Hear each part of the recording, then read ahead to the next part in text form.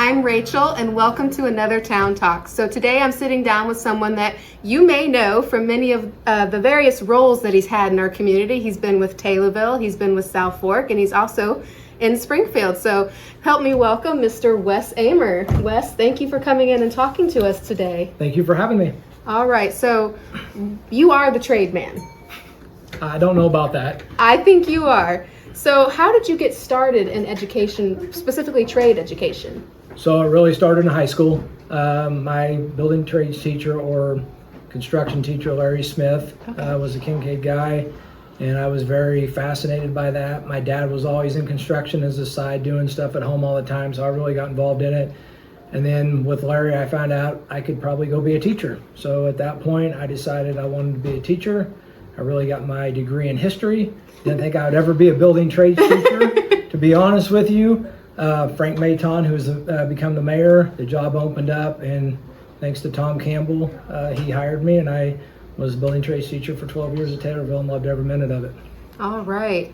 How did you go from building trades educator to building trades school leader? Because that's what this Capital Area Career Center is. Yeah, so I was influenced by a couple administrators. One, Tom Campbell, Matt Hutchinson, Mike Curry. Those people really influenced me to go back and get my administrative degree. I didn't know if I would ever use it.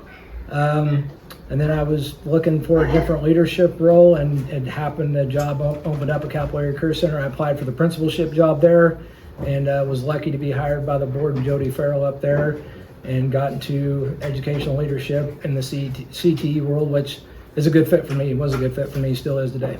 And then after those 6 years as principal, I was able to get the directorship up there. All right. So since we've dove right into CACC, can you explain what that is to some people who might not know? Yeah. So it used to be Capital Area Vocational Center. Now it's Capital Area Career Center. It was changed in the early 2000s. We offer a variety of vocational programs or career and technical education programs to surrounding communities, which Taylorville is one of them. So we have around 23 different high schools. Juniors and senior students come up to the center either in the morning session for 2 hours or the afternoon session for 2 hours, and they have about 20 different programs that they can take. So we're looking at building trades, welding, HVAC, health, career sciences such as CNA, CMA, EMT. We offer like programming, electronics and engineering, and those are just to name a few. We also have our own salon where students can learn cosmetology. Awesome. We have early childhood. We are a little unique in Capital Area Career Center that we do have some adult programs as well. So we do have an LPN adult program. That's a 10-month program that's highly successful. Actually was ranked #1 in the nation in the state a year ago. And then we do have our own adult cosmetology program as well. So those high school students are able to transition from the high school program directly into the cosmetology adult program and finish right there. That's amazing. So if a high school student expresses an interest in going into CACC, can they transition directly from being in the school to going into like a welding workshop with an actual, business or something like that for people who are pursuing that path? Yeah, so there's a couple. So it's college and career readiness. So students that leave their high school and come to us for 2 years, some of those students will need to go on to Lincoln Land or to a trades program to increase their knowledge, and some of them can go directly into the workforce. All right, and what's the difference between those two?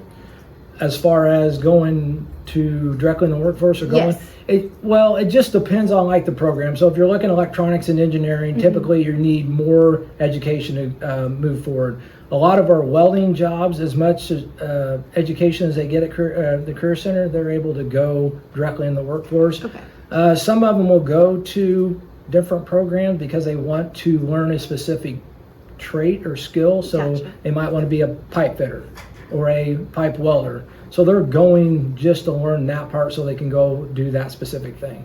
So we are giving them an overview. Right. It's a 2-year program. Typically, most of our programs are 2 years, and we're giving them an overview to get the basic entry-level skills for them to be able to go either to college and further their education or go into the career field. Now, some of our programs, such as like CNA, it's a 1-year program. Right. So you're getting all your skills, and you're taking the test at the end of the program to get your CNA license. And then from there, that's pretty well an entry-level position at that point. Right. You're going to go be an LPN, an RN, or whatever you want to do in the healthcare field at that point. All right, that's wonderful. So why is it so important for someone to have access to trade education? Well, I mean, I think you can see as the workforce is changing, it's very, very important to have those skills. Whether you decide to go on to college or what you want to do, I think it's very important to learn those skills. And also, I think it's a misnomer. The Career Center is not only to develop skills, it's also a cheap way for students to explore what they want to do. Right. I don't think any of us knew exactly what we wanted to do in high school. We thought we did. And I still don't know. We still... Exactly. We explore what we want to do. So this gives them a 2-year opportunity to be like, well, I want to be a welder. So they go in a welding program and then they're like, no, that's really not for me. So I want to go to HVAC and go in the HVAC program. And then they fall in love and find a passion, and then they move on and they're able to go further in education in college and not spend exorbitant amount of money doing exploratory work in college, where they can do it at a high school level for a fairly cheap price. Right. And why does trade school fit with some people better than, your standard go to school, get your 4-year degree type situation? I think it's all depends whether you want to be hands-on, right? And Okay. that's what we definitely strive with all our programs, to be hands-on. So 70 to 80% of the time the students are hands-on learning how to weld. There's 20 to 25% theory, bookwork, and that has to happen. Whether you like it or don't like it, it has to happen. Right. But in a 2-hour period of time, they're spending a lot of time learning by doing. And I think that's very appealing to a lot of people in today's society, especially with cell phones, where it's instant gratification, all those kind of things. They Right. want that. And, when you're doing something, you can see what you did, you can look at it, you can make changes, and the teacher can give you instant feedback, and you can, make corrections. I think that's why building trades appealed to me, and those are the things. You get to see that instant gratification of doing something. I think that's important to a lot of kids. And physically, Yeah. have the product right in front of you, not some abstract spreadsheet on a computer that you don't understand. Yeah, and I think Taylorville has a great building trades program that I was lucky to be part of. Those kids for the rest of their life get to drive around Taylorville and they can see that house that they built. And yeah. it's still there. They built 25, 26, 27 houses now, and you get to see those in the community, and people take a lot of pride in that. Does CACC get to buld houses too? So we do ours in a unique fashion. We build ours actually inside our shop. Oh. So it's all built in shop in a climate controlled facility. They build it all, they do it all, and then they take it back apart. It's definitely a different process. It's probably easier. It definitely does not compare to the actual building and actually in the environment and doing it, and actually someone from the community gets that Right. house and that pride of someone living, and that's definitely a unique to Taylorville, really cool program. Out of all the schools that you partner with, how many of them have their own building trades program like Taylorville does? Pleasant Plains has one. Taylorville has one. Lamfair has a sort of building trades program. Taylorville is the only one that goes out in the community and still does the building of a house, which is, like I said. So building trades programs are kind of going by the wayside, unfortunately, in school districts then. I would say vocational has made a big comeback, and some schools are definitely bringing vocational back. When you have smaller schools that have smaller enrollment, then it's hard to provide a bunch of different electives that are, in the vocational world. So that is the advantage to send kids up to the Career Center, because you've got 20 programs that now all your kids have access to, and gives them a chance to be able to explore. And some of the programs are very costly. Right. Welding's very costly. Our high tech for engineering program is Right. very costly. Automotive, the equipment can be very costly. So it's a great way to pull resources together and give all the kids in the community a chance to do that. Taylorville is very unique that they do offer a bunch of vocational programs, career technical education programs in-house, as well as give the students experience at CACC if they want that. Right, because they don't have as many as you have at CACC. No, and they have different programs. So building trades is one of the ones that are an overlap. But they have FFA, they have FFA, they have welding, Right. agriculture welding. So this is 11th and 12th, our 11th and 12th graders. It gives more in depth to that. So they're Okay. getting a lot of entry level skills, and then they can go up to the Career Center, expand, and just focus on one thing, where they're getting and their ag classes and that, they're doing all kinds of different things, which is a great way for students to learn what they want, and then they can keep expanding on that as well if they want to go up there. So your niche, air quotes on that, is basically the smaller districts who can't afford to have these programs themselves. You offer them that opportunity, because I know like Kincaid. Yeah. Kincaid offers some, I think they offer a business class or two. You know, that's really the side of it. Yeah. We used to have a building trades program, you know, but it's, again, even if a small district can offer that, you're offering one program, which is a small group of students that would probably like that program. Right. Here, you're taking those kids and saying, hey, we're not going to offer anything at our home school, but we're going to give you the opportunity to look at 20 some different programs to see what you want to do. And I think that's cost effective that way of being able to allow a lot of students a variety of classes. Certainly. What is your most popular program that you offer? So welding's up there. Okay. Our health science fields are very CNA, CMA, and EMS is still. So our health career pathway is very popular as a whole. Our cosmetology program, since we do have our own cosmetology, is very big program. 150 to 200 students are there yearly. So right now, I started. This is my 9th year. Right. We've almost doubled enrollment in the 9 years I've been there. So we started about 600, 700 students right in there, right at the 700 mark, and we're over 1,280 some students right now. Oh, that's wonderful. Congratulations on that. Yeah, and I mean, we've had great support from our local districts. We've been able to offer programs. Again, I think people are seeing the need for career and technical education, and that's very important, giving kids those opportunities. And that's what it is. It's really an opportunity. I don't think, we think that kid's going to go up there and going to be a CNA for the rest of their life. It's the stepping point to get them going in their career, which is very important. Always. Are there any programs that you're looking at maybe implementing sometime in the future for, maybe this is just spitballing, but maybe like an AI program or something like that? So AI is done in our programming, so they do start to introduce that in there, but truck driving's on the thing. Okay. So if you're 18 years old, of course there's an age, but trying to have a partnership with Lincoln Land maybe to bring truck driving in. Aviation's another one. It's a program we are just exploring right now, just in the very beginning to find out how that's going to look. There are a few other career centers that do offer an aviation program right now. The airport's right there in Springfield. So Kankakee Career Center offers it right now. We just went through a training with them to see what it looks like, and we're going to start exploring to see if that's a possibility for our students.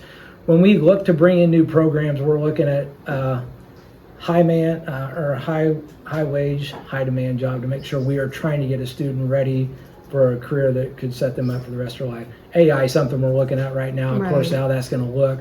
We do have a high tech for engineering program that's sponsored by UIS that we partnership, and they do bring the AI technology into it right now. And also our electronics for engineering is brought in as well.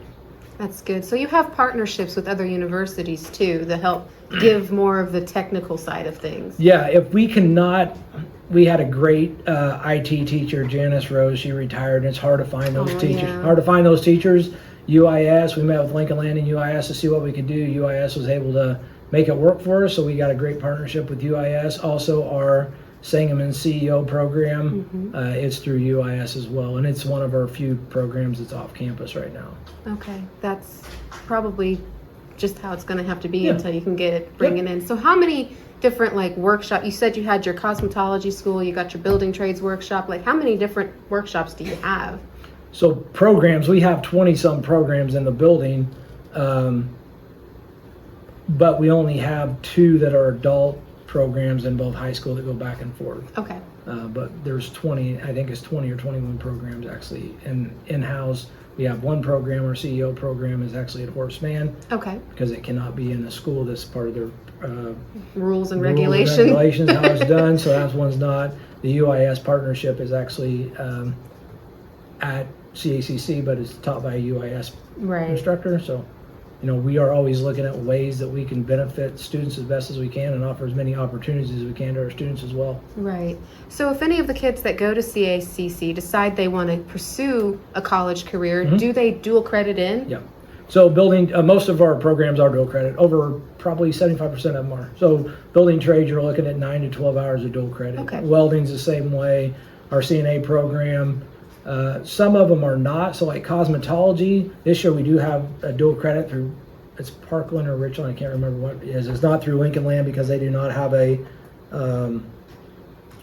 cosmetology program. Right. So we do have dual credit, but also they are getting hours through the state. So those actual state hours that transfer over. Right. EMT, they're taking a national test at the end of the year, so that, you know, those things are important too. Yeah. And then a lot of our programs also have certifications involved in, like HVAC has an EPA certification, so we are trying to provide credentials also for our students as well. So as prepared as they can be when they step outside those doors after they graduate. Yep, we try to do everything we possibly can. Of course, we're looking at cost and trying to keep cost as best as we possibly can, but we are providing certificates like OSHA 10 for our students, EPA Right. programs and things like that, giving our students as much hands-on real life experience so we can give them to get them ready, Right. whether it is for the college path or the career path. And that's what's very important. We want those students to be ready to go either way. That's a good idea, because Yeah. sometimes kids could change their minds Yeah. really fast. 100%. So if a kid is interested in going to CACC, how Mhm. would they set about enrolling themselves? Yep. So this gets ready to start actually in the next couple of weeks for next Oh, year. I mean, perfect. it's that quick. So Robert Farrell, he's our student and business service coordinator. He comes in to every school and he talks about all the programs and what that process looks like. And then at that point, all the students decide whether CACC might be the right fit for them. We do have an open house in January. And then all the students meet with their counselor at their home school and they sit down and make their classes and making sure it can fit into their schedule. And then on February 1st, open enrollment opens, and the counselor or the student, depending on how it's set up at the school, fills out the form, and then we start putting all those in. And then once the class fills, we put them on a wait list. So students are picking their first and second choice. Luckily, in the last 9 years, we've been able to get a student in their first or second choice if they've wanted that. Wonderful. So we have been very fortunate in being able to do that. So it really starts after Robert goes out and meets with all the schools, tells the students through a presentation on what they can do and what's offered out at CACC, and then they meet with their counselors and then they start the process. Robert does go out to most schools and does some table visits and some other things throughout that time if students have one-on-one questions Right. and those kind of things. Do you guys have an open campus day for them to come do a walkthrough? Yep, so actually in December we have all the sophomores come. If they want to, the schools will bring all the sophomores and we have a career day out there, but it's also a way for the students to see all the business partners that we have and they talk about that part of it. And also we have all our classrooms open that day so students are able to have questions of the students that are already there and Right. the teachers. And then we have an actual open house where all the teachers are there in January and prospective students or students already there can come up and talk to their teachers, instructors, and find out what program they might want to take. That's wonderful. And you guys do have transportation that goes from the schools to CACC, correct? So we do not provide it, but all schools, all actual home schools provide transportation Okay. back and forth. Some schools allow students to drive depending on certain situations. But yeah, there is transportation provided for all students from their home school. That is amazing. So trade education has seen a comeback, like you have 100%. mentioned. What is driving that? Well, I don't know exactly. I think part of it is the cost of college. Yeah. I think that can be very expensive and daunting. I think some students are not sure what they want to do. And I think some students say, hey, I want to go in the trades. I want to be hands-on. I can go for a lot less money to a trade school, or I can go right into trades and I can start my career and not be in debt. I think some students say, I'm not for sure what I want to do right now, so I want to go try this and see and then decide whether college is what they want to do. I think there's some employers that do not, students don't have to get a college degree right away to get an entry-level position, and then the company might pay for their training. So I think a lot of that plays into it.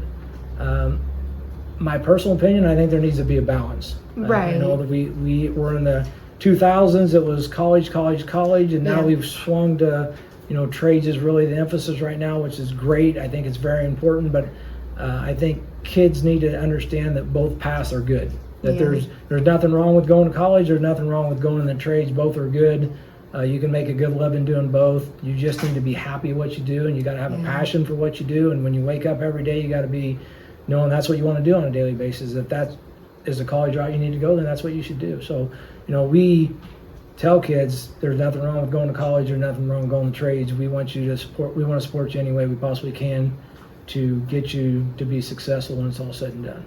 And I think that is wonderful. And the fact that CACC works so closely with our local schools here in the community. Because, you've got Kincaid, Edinburgh, Taylorville, that you get kids from there and you give them an opportunity that they would not have otherwise. So and we got great support from all the schools you mentioned, and from all the schools we have great support.